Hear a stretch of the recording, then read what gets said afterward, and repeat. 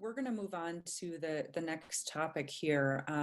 This is more from an administrative perspective, but I'm going to ask Calorie, how have your standards evolved with regard to assessment of your employees and how they are assessing their students in terms of online work? So.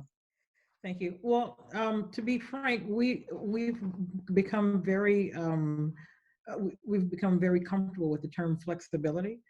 And if I'm asking faculty to be flexible, I'm definitely going to request that they do the same with the students as well.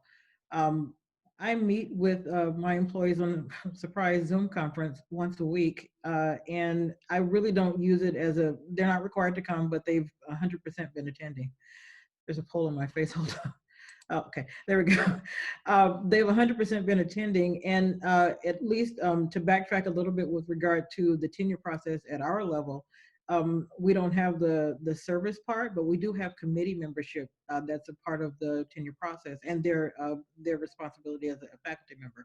So I'm finding that a lot of committees have started to group up online in Zoom, and so that's a part of the evaluation. I know when they attend different committee meetings, I get the notifications, and I know that they're doing the work. They're doing more than the work. I'd love to see the data points on this after this is all over, regarding meeting attendance and engagement, because it's really spectacular, and I'm intrigued by it.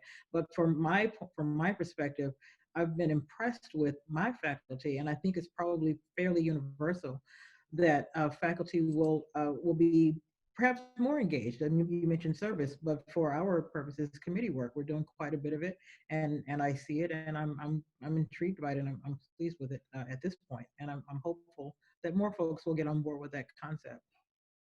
Great. And Rollo, in your administrative position, how are you evaluating your folks who are on faculty? So we're trying to keep things sort of as normal as possible. As I mentioned in my previous comment, I think adjustments are going to have to be made with regard to the 40-40-20. And we will certainly be looking probably more carefully at the teaching and the service, knowing that, knowing that the creativity and research will not probably be as productive as the faculty member had hoped.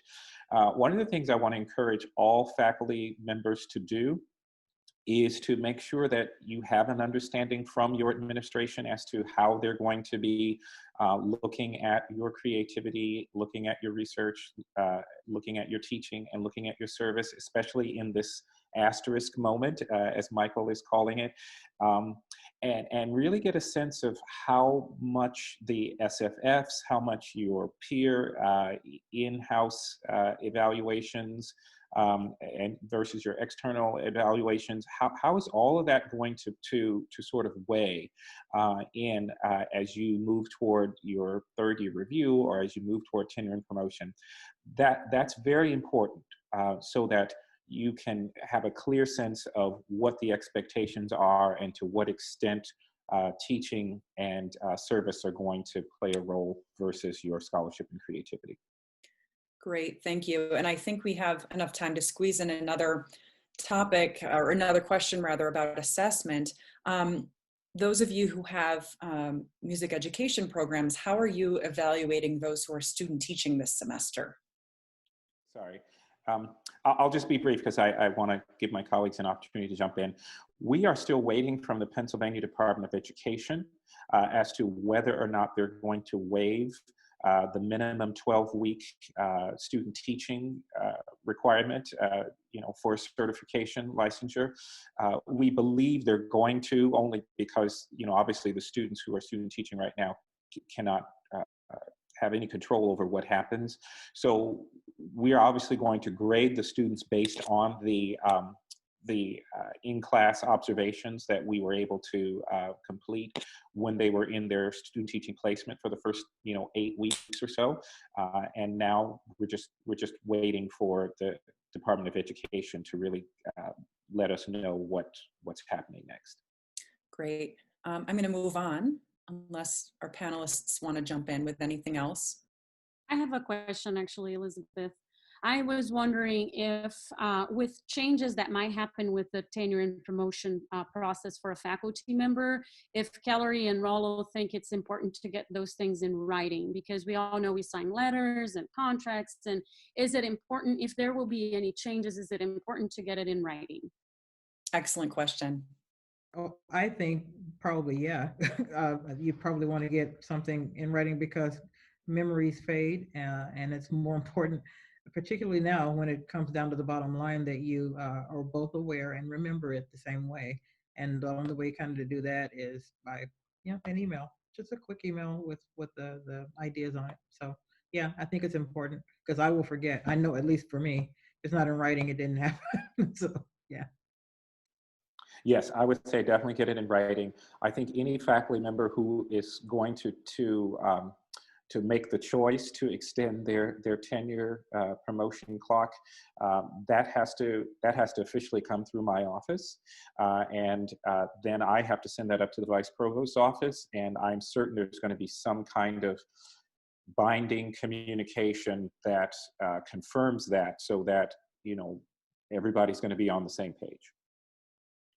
Is it all right if I just jump in for a second, Elizabeth? And this is probably up in the air in a lot of places, including Florida State, but FSU is currently encouraging faculty members, who did miss gigs and things like that for this spring semester, or presenting opportunities, all of that kind of thing, to still input those activities basically as if they occurred in whatever online, in the online system that we have for collecting that information at the university.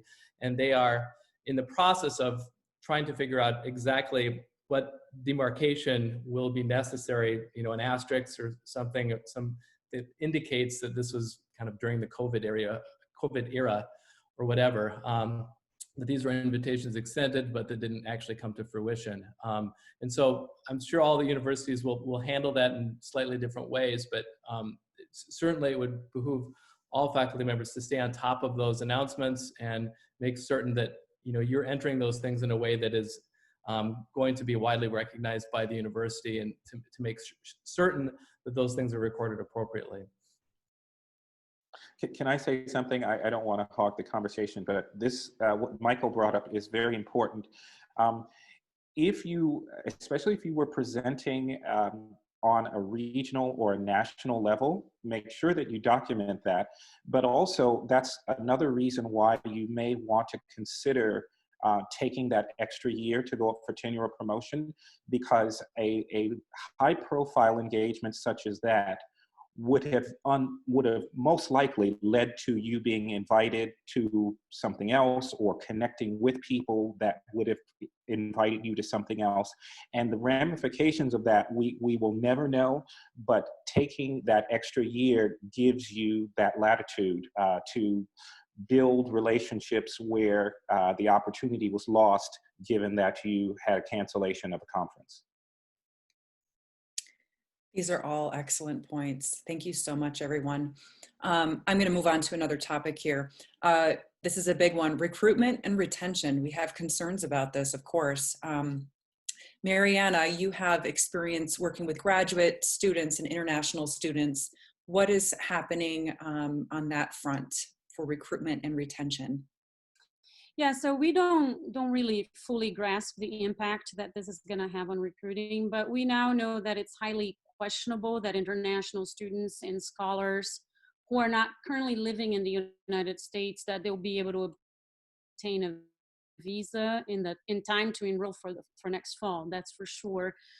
So we know that this will have a huge impact on our ability to have more diversity in our programs and in our campuses.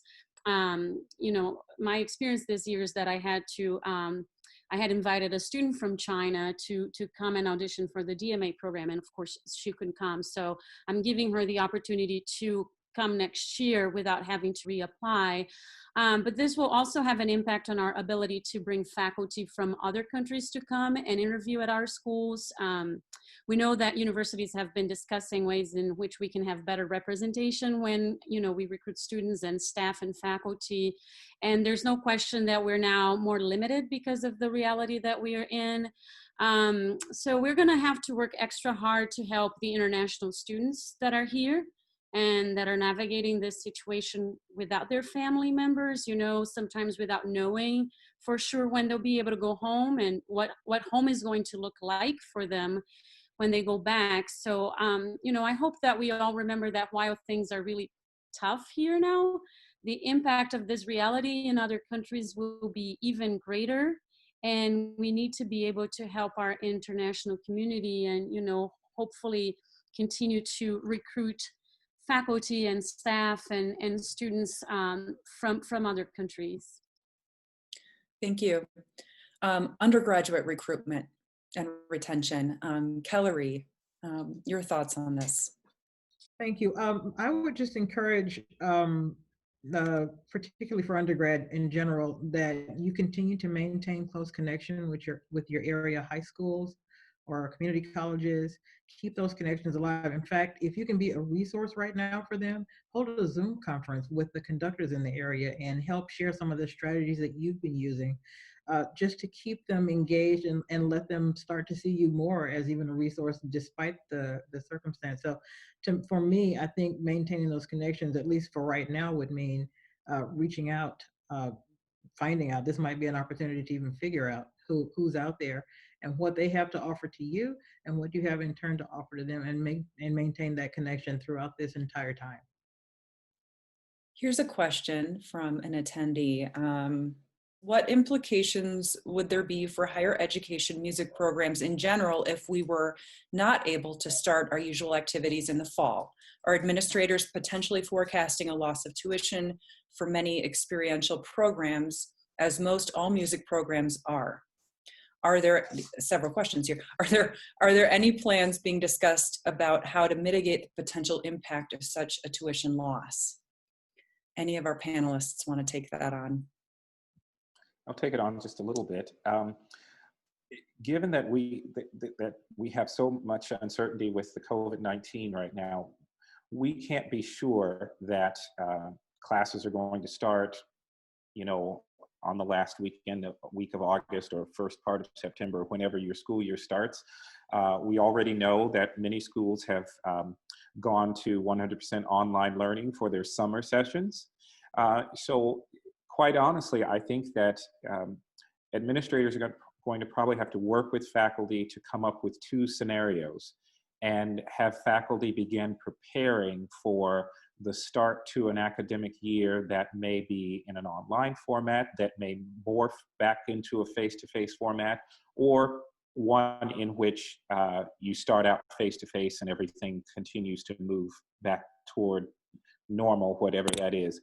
I think that that's a possibility and right now, and I think that that's something that we have to be ready for, to perhaps think about, starting the school year online potentially, and then moving back to a face-to-face format.